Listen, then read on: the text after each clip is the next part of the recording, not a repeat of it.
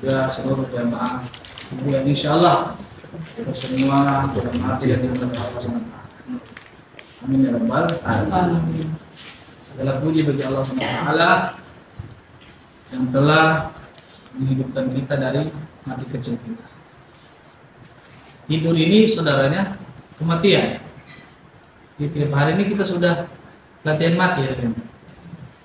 Tidur itu saudaranya.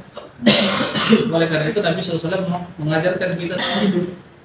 Apa udah tidur? Bismika Allahumma ya Allah.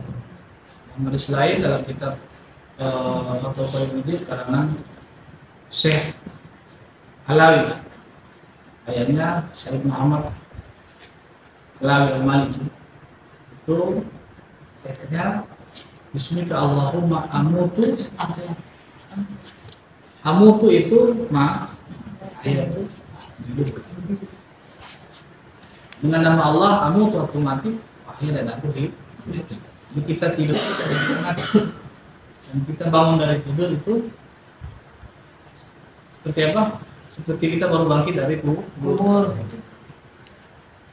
Alhamdulillah diri yang dimurkai Allah SWT dengan rahmat, taufik, hidayahnya Allah SWT, maka kita bisa bangun tidur, kemudian kita Allah SWT gerakkan kaki kita untuk datang ke masjid untuk sholat subuh berjamaah. Jangankan sholat subuh berjamaahnya, sholat sunnah qobliyah subuh atau sholat sunnah fajar itu lebih baik daripada dunia dan seisinya. Siapa yang paling kaya hari yang mulia? Siapa yang paling kaya? Orang yang bisa sholat sunnah fajar. Khairun minad dunya wa ma fiha. Lebih baik daripada dunia dan seisinya. Jadi kita harus bangga, harus senang, harus bergembira kalau kita diberikan taufik untuk dapat ibadah. Melebihi kebahagiaan kita ketika diberikan harta ataupun materi. Karena semuanya itu akan ditinggalkan. Akan tetapi wal baqiyatus sholihatu, amal-amal soleh khairun inda rabbika thawaban wa khairun amal. Surat Al-Kahfi. Amal-amal soleh itu adalah lebih baik di sisi Tuhan engkau. Dan itulah cita-cita yang lebih baik bagi yang kita cita-citakan itu amal-amal soleh kita. Karena itu nanti kita akan lihat hasilnya di akhirat. Sedangkan semua yang kita usahakan berupa materi-materi, kalau bukan lillahi ta'ala atau bukan fisabilillah, maka semuanya kita akan ditinggalkan di atas dunia ini, akan kita mau mati. Jadi ini yang kita Allah Ta'ala. Kemudian kita aturkan salawat dan salam kepada junjungan kita Nabi Agung besar Nabi Muhammad sallallahu alaihi wasallam, kepada beliau, kepada para sahabat, orang yang mengikuti Nabi Muhammad SAW dan para sahabat, dan juga ada orang-orang soleh, para alim ulama. Mudah-mudahan keberkahan dari Rasulullah SAW, para sahabat, para tabi'in, para ulama juga Allah SWT berikan kepada. Insyaallah mudah-mudahan nantinya di akhirat nanti kita akan mendapatkan syafaatnya Rasulullah Sallallahu Alaihi Wasallam. Dari ini yang Allah SWT, Nabi Sallallahu Alaihi Wasallam bersabda, "Man shallal bardain dakhala jannah." Orang siapa yang sholat di dua waktu dingin, maka dia dijamin masuk surga. Para alim ulama mengatakan dua waktu dingin yaitu waktu subuh dan asar. Sebuah riwayat waktu subuh dan isya. Kenapa dikatakan dua waktu dingin? Karena waktu ini adalah waktu yang orang tuh lagi istirahat. Lagi istirahat. Subuh enaknya tidur. Asar kita baru pulang kan? Pengen apa? Pengen istirahat. Dan tetapi ketika dua waktu ini ada panggilan agung, yaitu panggilan untuk melaksanakan sholat subuh dan asar. Oleh karena itu hari ini mulia, dua waktu ini sangat penting untuk kita jaga. Karena ini patokan. Kalau kita bisa bangun sholat subuh, sholat zuhur insya Allah mau, sholat asar insya Allah mau. Kalau kita sholat asar bisa kita jaga juga, sholat maghrib dan sholat isya insya Allah bisa kita jaga. Nabi SAW bersabda, barang siapa yang sholat di dua waktu dingin, maka dia dijamin masuk surga. Nah di sini menunjukkan betapa sebuah hadis disebutkan, man sholal isya, barang siapa yang sholat isya fi jama'atin, sholat isya berjamaah, maka nama sholat nisfal lail, maka dia seperti sholat separuh malam. Sholat isya secara berjamaah itu sebanding atau setara dengan sholat separuh. Tetapi barang siapa yang bisa sholat subuh secara berjamaah, maka dia seperti atau sebanding dengan sholat sunnah semalam suntuk, sepanjang malam. Jadi kita barang siapa bisa sholat subuh secara berjamaah, itu pahalanya seperti sholat sunnah semalam suntuk. Bahkan di zaman Sayyidina Umar bin Khattab radhiyallahu, ketika beliau selesai sholat subuh, maka beliau langsung lihat keadaan para sahabat. Lihat ada absen ya. Ada seorang sahabat yang tidak hadir waktu itu sholat subuh. Maka beliau datangi. Masya Allah. Ini datangi di rumahnya. Didatangi, buka pintunya. Ibunya yang buka pintu. Kenapa si fulan biasanya sholat subuh berjamaah ini enggak sholat subuh di masjid? Oke, kita katakan, wahai khalifah, wahai amirul mukminin, sesungguhnya anak saya ini dia tadi malam itu sholat sunnah sepanjang malam. Sholat sunnah sepanjang malam. Maka Sayyidina Umar mengatakan, sungguh saya lebih suka mendapati sholat subuh berjamaah dibandingkan sholat sunnah sepanjang malam. Jadi mulia ini mengisyaratkan kepada kita bahwasanya perkara-perkara yang ijtimaiyah atau dikerjakan secara berjamaah itu pahalanya besar di sisi Allah. Kalau kita sholat fardu tapi di rumah, itu pahalanya cuma satu. Tapi kalau kita sholat fardu secara berjamaah di masjid, maka ini pahalanya 27 derajat. Ini mana yang mulia? 1 atau 27? Kita aja kalau duit pengen yang besar. Kita pengen yang mana? 27 juta atau 1 juta? Yang 27 juta lah, cuma 1 juta. Itu dunianya kita berhitungan. Nah, tetapi akhirat ya yang Pak Imam sama pegawai syara aja lah yang sholat berjamaah di masjid. Nah, kita ini kan ya belum sekelas sama mereka, sebanding belum tinggi derajat kita seperti mereka. Tidak seperti itu ini. Kita pakai analogi seperti itu. Bahwa seperti itu. Kalau dikasih 1 juta sama 27 juta, mana kita pilih? Kita pilih bilangan yang paling besar. Nah begitu juga pandangan kita terhadap perintah-perintah Allah. Maka kita selalu memandang kepada perkara yang pahalanya lebih. Kita sholat berjamaah di masjid, maka akan mendapatkan pahala 27 derajat. Itu seperti kita sholat fardu di rumah, misalkan sholat subuh tidak dapat di masjid. Kita sholat subuh di rumah, kita bikin 27 kali baru bisa setara dengan pahala sholat di masjid. Sholat subuh di rumah 27 kali baru setara dengan sholat di masjid. Ada yang pernah sholat subuh 27 kali di rumah? Pernah. Satu aja bikin cepat-cepat, baca 3 kul, baca cepat selesai. Habis itu langsung lanjut tidur. Masya Allah. Itulah ketika kita dalam keadaan sendiri itu beramal itu malas, tidak ada dorongan, tidak ada suasana. Tetapi ketika dalam keadaan berjamaah, ini kita dipaksa supaya jangan malas-malas dalam beribadah. Makanya hadirin milik Allah SWT, di dalam berjamaah ini ada yang namanya rahmat. Nabi SAW bersabda, al-jama'atu rahmah. Jamaah itu adalah rahmah. Tempat turunnya rahmat itu dalam berjamaah, dalam kumpul-kumpulnya kita ini berjamaah. Makanya kita lihat dari mulia, kebanyakan perintah-perintah Allah SWT, syariat dalam Islam itu kebanyakan berjamaah. Contoh, Sunanul Huda, sholat 5 waktu itu adalah berjamaah, dan itulah contoh Nabi Muhammad SAW. Bahkan Nabi SAW dalam keadaan sakit yang sangat parah ketika beliau menjelang wafat, maka beliau tetap dipapah untuk mau datang ke masjid. Beliau datang ke masjid dalam keadaan dipapah. Beliau memaksakan diri datang ke masjid dalam keadaan dipapah.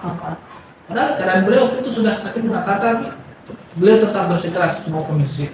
Itu Nabi Muhammad SAW sudah dapat jaminan dari Rasulullah. Nah, bagaimana dengan keadaan kita? Kemudian Nabi mulia sholat Jumat. Coba lihat sholat Jumat. Itu ada sholat Jumat, ada khutbah. Kemudian setelahnya ada sholat dijaharkan. Sholat Jumat itu sholatnya dijaharkan, bukan seperti sholat zuhur. Sholat zuhur kan sir, ya, bacanya pelan diri. Tetapi sholat Jumat suaranya kita keraskan. Karena apa? Dari mulai ketika sudah datang jamaah banyak, maka dengan mendengarkan bacaan Al-Quran, maka hati kita akan semakin berkesan. Berjamaah lagi. Kemudian sholat hari raya Idul Fitri sama Idul Adha, itu sunnahnya juga berjamaah. Apalagi perintah Allah SWT dianjurkan berjamaah. Haji, wa'adzim fin nasi bil haji ya'tuka rijala wa ala kulli dhamiri ya'tina min kulli fajr. Berikan pengumuman, panggilan kepada manusia untuk melaksanakan haji. Maka mereka akan datang, yaitu ke rijal. Mereka akan datang dalam berjalan kaki. Wala kulli dhamir, naik di atas unta. Ya'tina min kulli fajrin amir. Mereka akan datang dari setiap penjuru dunia. Haji juga itu amalannya berjamaah bagi orang yang sudah mampu dari segi ekonomi atau perjalanan melaksanakan haji. Oleh karena itu hadirin yang dimuliakan Allah SWT, penting sekali kita ini menjaga segala sesuatu yang berhubungan dengan jamaah. Dimulai dari masjid. Kumpul-kumpulnya kita yang berkah itu di masjid. Seperti yang saya sampaikan kemarin tadi malam itu, masjid itu adalah jantungnya kampung. Kita punya tubuhnya yang mulia, yang paling vital sekali itu organ jantung. Ada yang sudah pernah jantungnya berhenti di sini, Pak? Jantung tuh dia berdetak terus ya, dia memompa darah ke seluruh. Dia berhenti aja, capek saya nih, gara-gara terus nih sudah 40 tahun capek, istirahat dulu lah, walaupun cuma 1 jam, mati. Nah, begitu juga yang mulia. Masjid ini adalah jantungnya kamu. Kalau masjid ini tidak banyak orang yang meramaikannya, maka nanti kampung ini terasa sumpah, keberkahan Allah angkat. Karena tidak ada suasana di masjid. Orang sholat berjamaah 5 waktunya cuma sedikit. Kemudian ada orang ngaji, ada orang mengingatkan dakwah di situ, ada pengajian. Maka nanti kampung ini keberkahannya itu akan mulai pudar. Tetapi kalau masjid ini, masya Allah, orang-orang kampung semuanya sholat berjamaah di masjid, insya Allah kampung ini pun akan Allah SWT berikan keberkahan. Karena rahmat yang Allah SWT turunkan ke masjid, orang-orang bawa ke rumah masing-masing, akhirnya keberkahan itu tersebar ke seluruh kampung.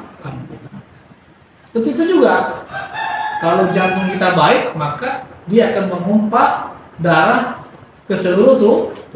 Tapi kalau jantung sudah sehat, maka kerjanya sudah mulai lamban. Apalagi kalau sudah jantung koroner. Begitu juga hadirin yang dimaksudkan. Kalau masjid ini kita jaga dengan 4 amalan. Jadi masjid ini kita jaga dengan 4 amalan. Sesuai yang saya dapatkan dari kita punya masyayikh buru-buru dulu, masjid itu kita hidupkan 4 amalan. Apa 4 amalan itu? Pertama, dakwah ilallah. Dakwah ilallah. mengajak kepada Allah. Maka di masjid kita berbanyak bicara bersama Allah, berbanyak mengajak orang kepada Allah, mengajarkan tentang sholat, tentang baca Quran. Jangan sampai kita di masjid bicara perkara yang melalaikan dari mengingat Allah. Kemudian yang kedua, dakwah ilallah, yang kedua ta'lim wa ta'alum. Ada suasana belajar dan mengajar. Ada pengajian, ya, rutin mungkin bapak-bapak, ibu-ibu, majelis taklim, kelihatan lagi baca barzanji. Alhamdulillah di masjid kita di kampus Islam hidup betul-betul majelis taklim bapak-bapak dan ibu-ibu.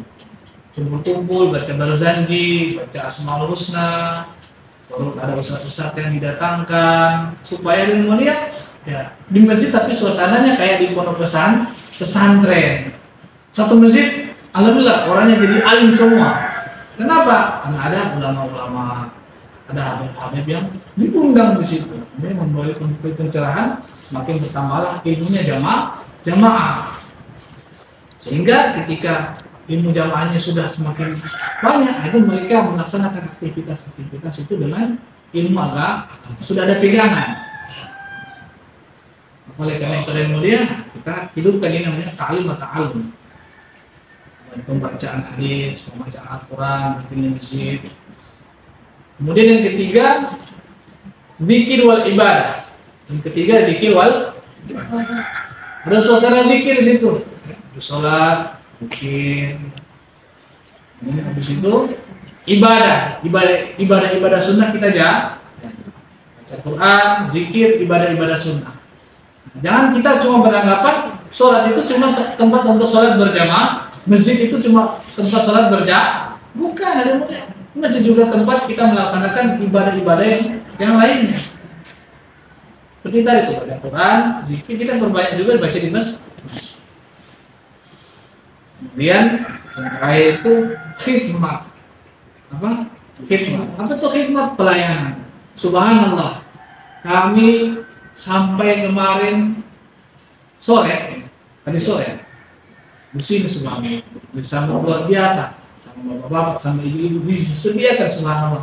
Ini semua ini pasti komandannya Pak Imam ini. Semuanya pasti komandannya Pak Imam. Sehingga ibu bergerak luar biasa. Kita sangat gembira sekali dengan sambutannya bapak-bapak dan ibu-ibu di sini kemarin.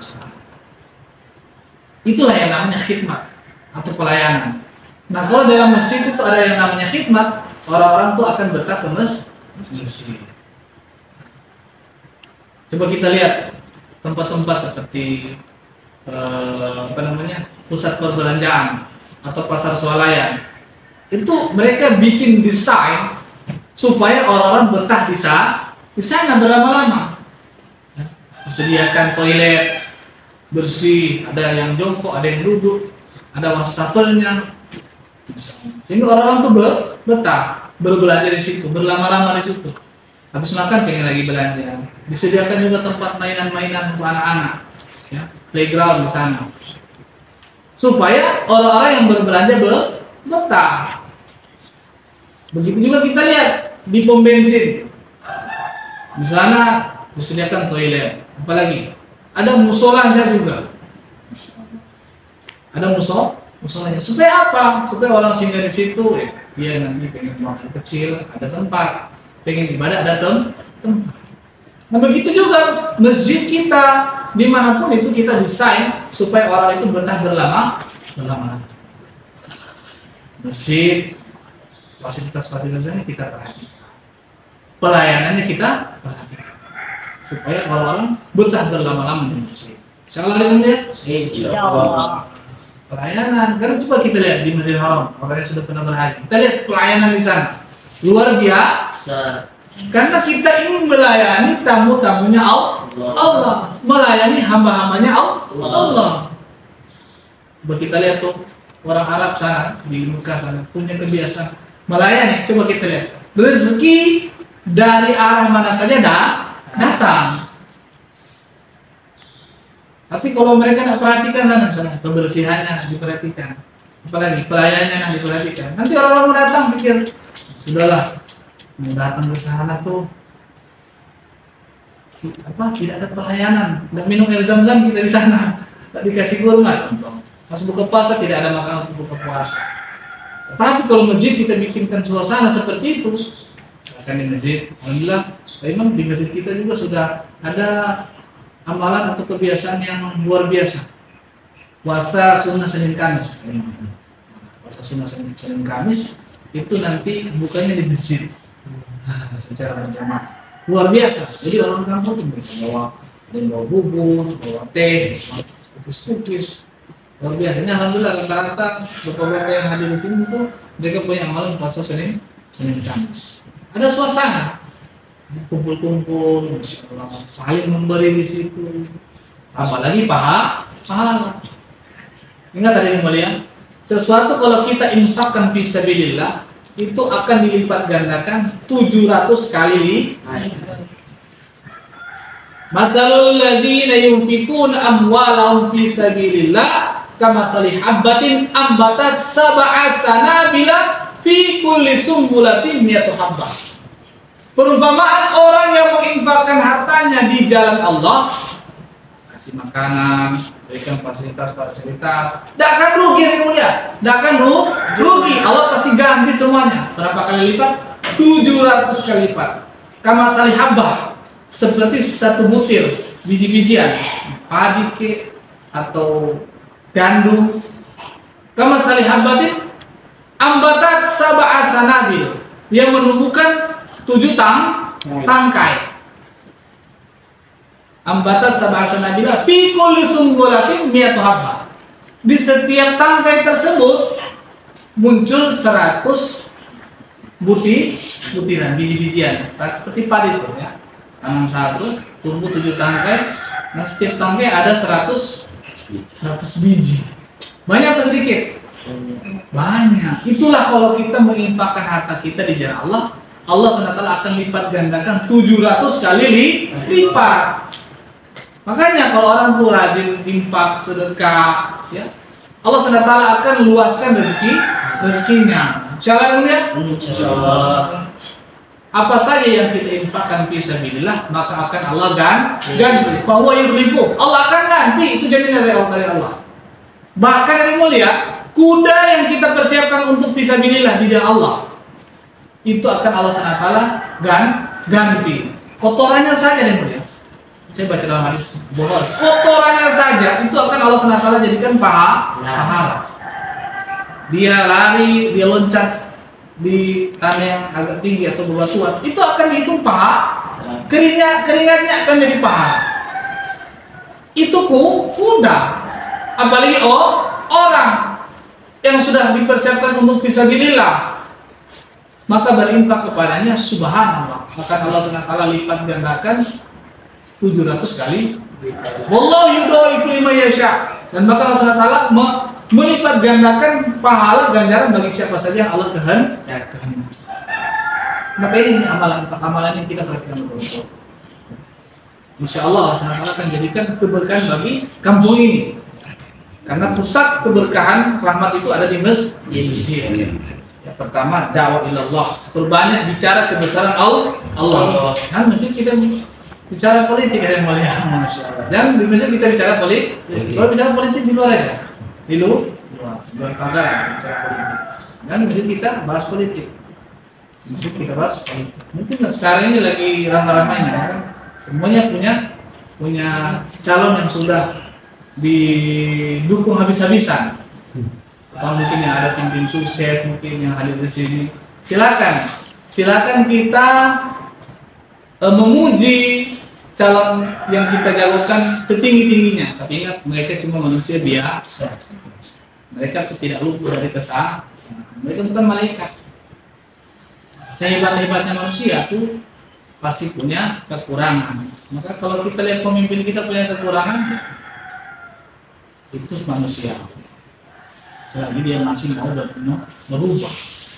Kemudian kalau kita sudah punya calon masing-masing, jangan kita rendahkan, remehkan atau hina pasangan calon orang lain. Saudara yang mulia, ini sikap yang betul seperti ini. Ya. Jangan kita memuji yang satu, yang kita bela-bela, terus kita hinakan yang lain. Ini harus kita sampaikan seperti ini, karena ini sikap yang paling betul. Jangan sampai untuk mempengaruhi orang lain malah kita jatuhkan harga diri pasangan calon orang lain. Ingat yang mulia, kehormatan seorang muslim itu luar biasa di sisi Allah. Jangan kita cabik-cabik kehormatan seorang muslim, karena itu mahal. Kita menzalimi orang bukan cuma kita ambil hartanya, kita mencabik-cabik kehormatannya itu juga bisa terjadi perkara yang tidak diampuni oleh Allah. Kalau kita punya dosa sama Allah, insya Allah kalau kita istighfar, Allah akan ampuni. Tapi kalau kita ada dosa sama orang, ya, pernah memfitnah, menggibah, atau kita membicarakan keburukannya, menggibah, terus kita nak minta maaf sama dia, nanti di akhirat kalian melihat kita datang dalam keadaan rugi. Sabda Nabi Sallallahu Alaihi Wasallam, "Atadaduna mal muflis?" Nabi SAW tanya kepada para sahabat, kalian tahu nggak orang-orang bangkrut itu yang orang mana? Orang yang seperti apa? Maka para sahabat mengatakan, la dirhama wala dinar. Orang yang tidak punya harta, tidak punya dirham dan dinar. Jadi orang yang bangkrut katanya para sahabat, orang yang tidak punya harta. Maka Nabi SAW bersabda, bukan. Orang yang bangkrut itu man ya'ti yaumal qiyamah, orang yang datang pada hari kiamat bisolati, dengan membawa pahala wa zakatin, bawa pahala zakat, bawa juga pahala puasa dan pahala-pahala yang lainnya. Akan tetapi wasyatamahat, dia mencaci ini, mencaci orang ini, dia memaki, menyakiti, menzolimi, dia menumpahkan darah seorang muslim, maka hari ini mulia, semua kebaikan-kebaikannya diberikan kepada orang yang dia zolimi. Dia bawa amalannya full, tetapi dia dengan manusia tidak baik, maka dia jadi orang yang bangkrut. Maka bagaimana kita jaga namanya hubungan baik dengan Allah dan hubungan baik dengan sesama manusia?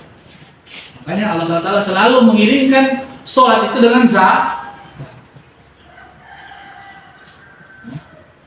Wa yuqimu sholata wa yu'tu zakata. Itu selalu dibarengkan.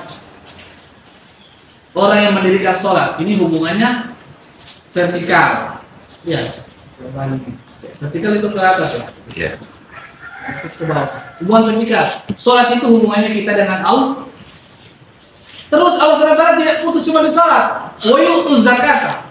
Memberikan zakat. Kepada siapa zakat? Kepada orang yang kurang mampu. Boleh jadi kita sekarang di atas dan kita di bawah. Iya. Suka enggak kita ketika kita di bawah orang di atas tidak berada dengan kita? Suka enggak? Nah begitu juga ketika seseorang itu berada di atas, jangan sampai dia lupa dengan orang di bawah. Makanya pentingnya zakat di sini nih. Karena ada hubungan, menjaga hubungan yang baik dengan sesama manusia. Ada hubungan vertikal dengan Allah, ada hubungan horizontal dengan sesama manusia. Ini pentingnya sekali kita perhatikan. Hablum minallah wa hablum minan nas. Karena itu hadirin yang dirahmati Allah, di mana kita jadikan sisa-sisa umur kita ini untuk ketaatan kepada Allah. Karena kita tidak tahu kapan kita akan kembali kepada, maka kita perlu mempersiapkannya dengan ketaatan. Kita azamkan, kita niatkan dengan ya Allah, sisa umur saya ini saya akan habiskan untuk Engkau ya Allah, untuk agamamu ya Allah, untuk sunnah nabimu ya Allah, untuk mendawakan agamamu ya Allah. Niat itu sampai kita maaf. Insyaallah dulu ya. Supaya setiap kapasitas itu dinilai pahala. Karena niat kita sudah betul. Apa-apa untuk Allah. Kerja untuk Allah, apa-apa untuk Allah. Sehingga hari ini mulia, itulah akan kita mendapatkan ma'iyatullah. Ma'iyatullah. Apa itu ma'iyatullah? Perasaan selalu bersama dengan Allah. Itu kita ada niat untuk menghabiskan umur kita dalam kata. Mudah-mudahan Allah SWT memberikan kita taufik untuk salam taat sampai akhir hayat. Allah SWT juga pilih keluarga kita, anak keturunan kita, sanak famili kita, orang kampung untuk menjadi orang yang taat, menghidupkan agama Allah, menghidupkan sunnah Nabi Muhammad Sallallahu Alaihi Wasallam. Insyaallah kita sebentar pagi ini akan pamit. Memang dari kita ini cuma setengah hari. Bisa kita sudah sampai ini kita akan kembali lagi ke kampung kita. Kami sangat senang sekali, sangat bangga, sangat bergembira sekali dengan Pak Imam dan bersama jemaah yang telah menyambut kami dengan baik, menjalankan agama. Masya Allah, kita tidak bisa balas, kita tidak bisa balas sama ini. Kita mengharapkan balasan dari Allah. Mudah-mudahan juga fasilitas-fasilitas yang kita pakai ini Allah SWT akan menggantinya di akhirat. Semoga menjadi pegangan di dalam kubur. Dan air yang kita gunakan jadi penghilang dahaga nanti di padang biasa. Allah SWT memberikan kita keselamatan nanti pulang ke rumah kita. Demikian itu saja yang saya bisa sampaikan. Yang benar akan Allah SWT. Yang salah dari saya sendiri. Wallahu musta'an. Wallahu muwaffiq ila aqwamit thoriq. Wassalamualaikum warahmatullahi wabarakatuh.